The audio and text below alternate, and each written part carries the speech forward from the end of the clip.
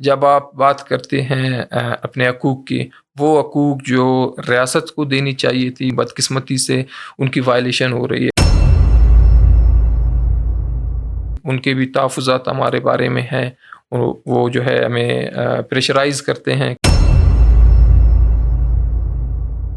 Doctor morning Baloch یا سمیدین بلوچ کی یا ڈاکٹر صبیہ بلوچ کی جو ایک فٹ پاتھ ان کو فالو کر رہے ہیں.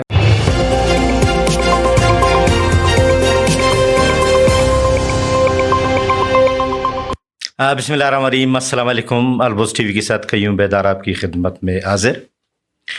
ناظرین، آج ہم بلوچ یکجہتی کمیٹی کے حوالے سے بات کریں گے. اس بارے میں ہم نے بی وائی سی کے سینٹرل کمیٹی کے ممبر محترم بیبر بلوچ کو اپنے اسٹوڈیو میں زحمت دی ہے. بیبر بلوچ آپ کو خوش آمدید کہتے ہیں. شکریہ سر. بیبر بلوچ صاحب، آپ ہمیں یہ بتائیں کہ بلوچ یکجہتی کمیٹی کو جتنی پذیرائی ملی، اور اس سے پہلے بہت سی سیاسی پارٹیاں ہیں، وہ سالہ سال کوشش کرتے رہے، جدوجہد کرتے رہے، ان کو اتنی پذیرائی نہیں ملی. وجوہات کیا تھیں کہ ایک تو یہ بی وائی سی کا قیام عمل میں لایا گیا، اور دوسری بات کہ اس کو ایک دم پذیرائی کس وجہ سے ملی؟ جی، سب سے پہلے بلوچ یکجہتی کمیٹی کا ایک مختصر میں تعارف کرانا چاہوں گا کہ کس طرح وجود میں آئی. بلوچ یکجہتی کمیٹی 2020-21 میں وجود میں آئی، جب تربت کے ایک چھوٹے سے گاؤں میں ایک خاتون، ملک ناز نامی خاتون تھی، جو اپنے گھر میں اپنی 5 سالہ بیٹی برمش کے ساتھ رہائش پذیر تھی. تو وہاں پہ کچھ لوگ، مسلح لوگ آئے اور رات میں اس کے جو ہے چادر اور چار دیواری کی تقدس کو پامال کیا اور گھر میں داخل ہوئے. تو وہاں لوٹ مار کی، اور لوٹ مار کے ساتھ ساتھ انہوں نے جو ہے اس خاتون کو جو اکیلی اپنی بیٹی کے ساتھ رہ رہی تھی، اس کو جو ہم کہیں ریپ کرنے کی کوشش کی یا اس کی عزت پہ ہاتھ ڈالنے کی کوشش کی. تو انہوں نے ریزسٹ کیا. ایک بلوچ خاتون جو اکیلی رہ رہی تھی، تو اپنی عزت بچانے کے لیے انہیں اپنی زندگی کو بھی خطرے میں ڈالا، ریزسٹ کی. تو اسی مزاحمت کے دوران ان کو گولی لگی اور وہ شہید ہو گئی. اور ساتھ ان کی 5 سالہ بیٹی برمش تھی، ان کو بھی گولیاں لگی اور وہ زخمی ہوئی. تو یہ ایک ایسا واقعہ تھا، ایک دلخراش واقعہ، کہ پوری بلوچستان میں جو ہے یہ خبر جنگل کی آگ کی طرح پھیل گئی. تو اس کے لیے برمش یکجہتی کمیٹی وجود میں آئی. تو مختلف جو ہے انصاف مانگنے کے لیے مختلف شہروں میں پریس کلبز پہ، مختلف جو ہے علاقوں میں ریلیاں، احتجاجی ریلیاں نکالی گئی، انصاف کا مطالبہ کیا گیا. تو اس برمش یکجہتی کمیٹی کو آگے جو ہمارے دوست لیڈ کر رہے تھے، اس کو پھر جو ہے بلوچ یکجہتی کمیٹی کا نام دیا گیا. تو وہاں سے بلوچ یکجہتی کمیٹی وجود میں آئی.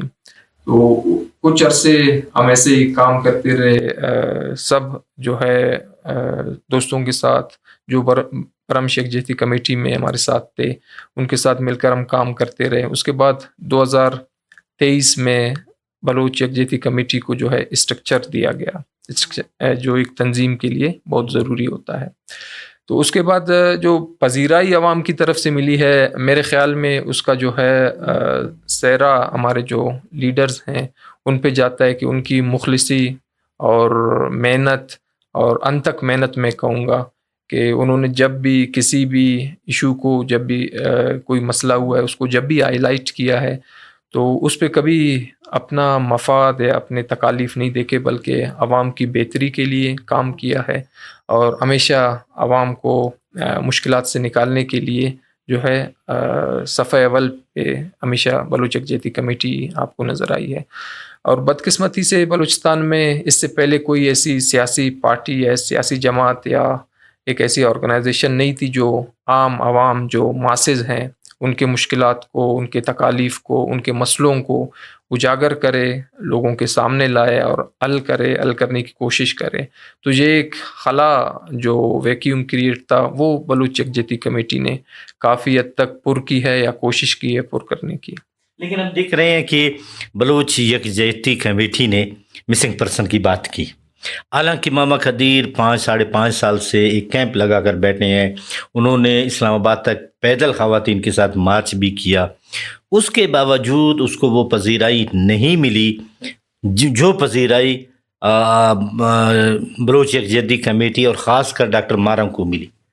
جی ماما قدیر یا وی بی ایم پی جو ہے ایک ادارہ ہے، وہ مسنگ پرسنس پہ کافی عرصے سے کام کر رہی ہے، لیکن بلوچ یکجہتی کمیٹی کا ڈومین الگ ہے، وہ صرف مسنگ پرسنس پہ کام نہیں کر رہی ہے، وہ بلوچ نسل کشی ہو اس پہ کام کر رہی ہے، اور بلوچ یکجہتی کمیٹی جو انسانی حقوق کی پامالی ہو رہی ہے بلوچستان میں، انسانی حقوق ایک اٹ سیلف بہت واسٹ فیلڈ ہے، اور اس میں پھر خاص کر بلوچستان میں جس طرح سے وائلیشنز ہو رہی ہے انسانی حقوق کی، تو اس کو مد نظر رکھتے ہوئے بلوچ یکجہتی کمیٹی نے مسنگ پرسنس کا کیس بھی اٹھایا، جو بلوچستان میں ایک شدت اختیار کرتا جا رہا ہے، اور ایک بہت ہی اہم مسئلہ ہے جو شاید ہمارے حکمران یا اقتدار میں بیٹھے ہوئے لوگوں کو اس طرح سے محسوس نہیں ہو رہا کہ یہ کتنا حساس مسئلہ ہے اور کتنی زیادہ جو ہے اس مسئلے کی وجہ سے بلوچستان میں مشکلیں بڑھ رہی ہیں۔ اچھا، اس سے پہلے بی ایس او والے بھی تو یہی نعرے لگاتے تھے، اسے اور پھر قوم پرست پارٹیاں، نیشنل پارٹی ہے یا بلوچستان نیشنل پارٹی ہے یا نیشنل پارٹی عوامی نیشنل پارٹی ہے، ان سب نے مسنگ پرسنز کی بھی بات کی، بلوچستان کے سائل اور وسائل کی بھی بات کی، بلوچستان کے مسائل کی بھی بات کی، بات تو وہ بھی کرتے رہے، وہ بھی عوام کے ماسز میں گئے، ووٹ بھی انہوں نے لیا، اس کے باوجود ان کو کیوں پذیرائی نہیں ملی؟ سب سے پہلے بی ایس او کی بات کرتے ہیں۔ بی ایس او ایک طلباء آرگنائزیشن ہے، وہ ایک اسٹوڈنٹس کی آرگنائزیشن ہے، تو وہ اپنی تعلیمی اداروں تک محدود رہتے ہیں۔ انہوں نے کافی کام کیا ہے، بی ایس او کی جو ہے قربانیاں ہیں وہ کسی سے ڈکی چھپی نہیں ہے۔ باقی جو سیاسی جماعتیں ہیں بلوچستان میں، انہوں نے ہمیشہ مسنگ پرسنز کے جو ایشوز ہیں ان کو ہائی لائٹ کیا یا سائل اور وسائل کی بات کی، وہ اس وقت کی جب ہمیشہ وہ اپوزیشن میں رہے ہیں، لیکن بدقسمتی سے جب یہی پارٹیز جاتے ہیں ارباب اختیار کے ساتھ ملتے ہیں، جب ان کو اچھی پوزیشنز ملتی ہیں، جب یہ پارلیمنٹ کا حصہ بنتے ہیں، تو پھر یہ مسنگ پرسنز کی بھی بات نہیں کرتے اور سائل اور وسائل کی بھی بات نہیں کرتے ہیں۔ آپ لوگوں کی بات یہیں تک محدود ہوگی کہ مسنگ پرسن کی اور سائل اور وسائل کی بات کریں، یا آگے چل کر ایک سیاسی پارٹی کی صورت میں آپ لوگ ایکٹیو ہو جائیں گے؟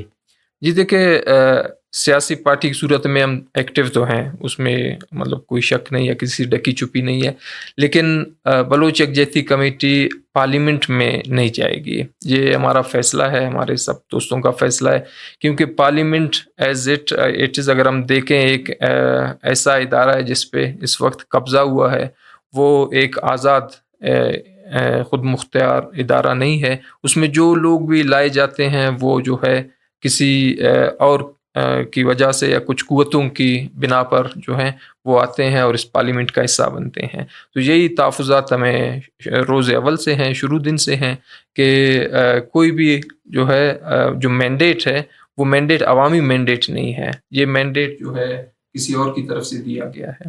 اچھا، یہ بتائیں کہ بلوچ یکجہتی کمیٹی میں خواتین کی تعداد زیادہ ہے، کیا یہ ڈاکٹر مارنگ یا سمی بلوچ یا ان خواتین کی وجہ سے ہے، یا خواتین میں اتنی شعور آ چکی ہے کہ وہ بھی سیاست میں حصہ لیں اور آگے آئیں؟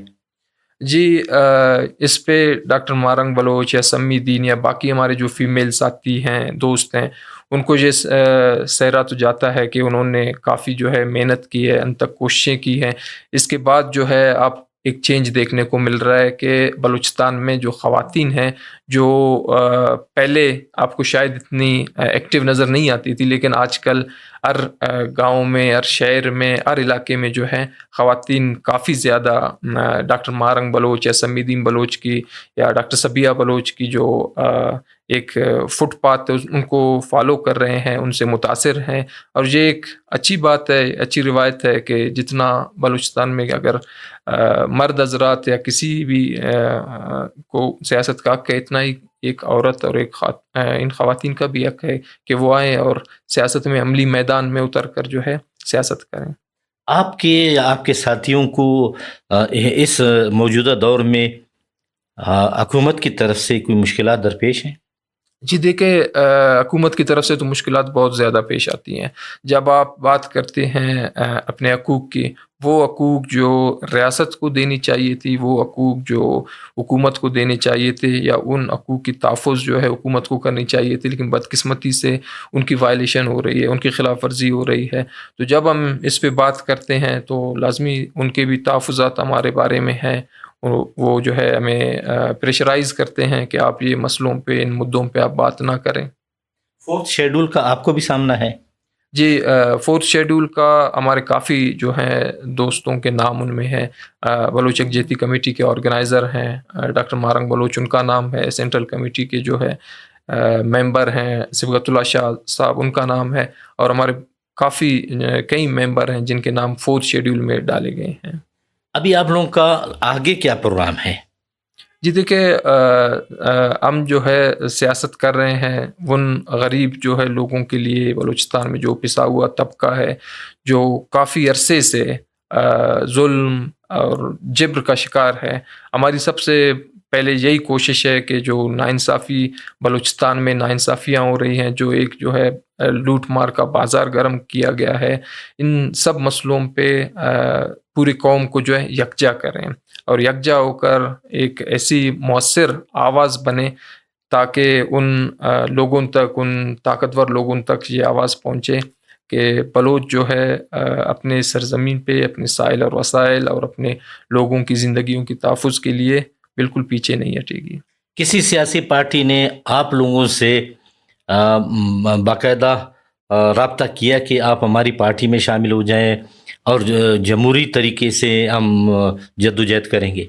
جی دیکھیں، ہماری جدوجہد ہے ایک پرامن جدوجہد ہے، ایک جمہوری طریقے سے. ہم بھی جمہوریت پہ یقین رکھتے ہیں، لیکن کیا اس وقت جو ہے پاکستان میں یا بلوچستان میں کیا اس وقت جمہوریت ہے؟ میرا سب سے بڑا سوال تو یہی ہے کہ جمہوریت وجود ہی نہیں رکھتی، خاص کر بلوچستان میں. تو ہم تو ایک پرامن جدوجہد، جمہوری جدوجہد پہ یقین رکھتے ہیں، لیکن جب جمہوری جدوجہد ایگزسٹ ہی نہیں کرے گی تو ہمارے تحفظات تو جو کہ تو رہیں گے. بہت بہت شکریہ بیبر بلوچ صاحب کہ آپ آئے اور آپ نے بات کی، اور ابھی امید رکھتے ہیں کہ ڈاکٹر مارنگ بلوچ بھی صاحبہ بھی آئیں گی اور ان کے خیالات بھی ہم سنیں گے، اور اپنے ناظرین، کیونکہ ہماری ناظرین کی طرف سے ہے کہ ڈاکٹر مارنگ بھی آ جائے، چند باتیں کریں، ان کے خیالات بھی وہ سننا چاہتے ہیں. آپ کا بہت بہت شکریہ. ناظرین، آپ نے بیبر بلوچ صاحب کی باتیں سنی، کیونکہ وہ مسنگ پرسنز کے حوالے سے، بلوچستان کے ساحل اور وسائل کے حوالے سے بھی کوششیں کر رہے ہیں. چونکہ وہ کہتے ہیں کسی مسنگ پرسن کے حوالے سے ماما قدیر یا voice of Baloch missing person وہ کام کر رہا ہے، لیکن ہم اس کے ساتھ ساتھ بلوچستان کے ساحل، وسائل اور محکوم جو قومیں ہیں ان کے حقوق کے لیے بھی آواز بلند کر رہے ہیں. اس کے ساتھ ہی قیوم بیدار کو اجازت دیجیے. اللہ حافظ.